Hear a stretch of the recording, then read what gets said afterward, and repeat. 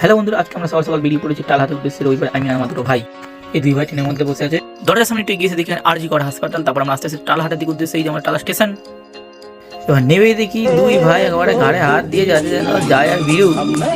তারপর দেখেন দাদু পরিষ্কার করছে আমাদের স্টেশন। তারপরে আমরা টালাহাতে ঢুকে গেছি, দুই ভাই মিলে পাখি দেখছে, আমিও দেখছি। তার সাথে সাথে এখানে কিছু বদ্রি, কিছু ফিঞ্চ এসেছিল। তারপর হঠাৎ তো খুব পছন্দ হচ্ছে আমাদের পাখি।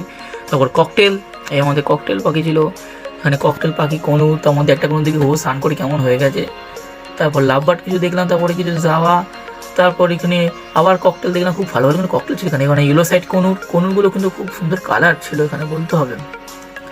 কনুরগুলো দেখার পর আমার চলে গেলাম সান দেখতে, একটু দামি পাখির দিকে। সান টান দেখার পর এখানে আমরা সব লরি পরি সব ছিল এখানে, লরির বাচ্চা সব হ্যান্ডটেমের দেখে নিলাম।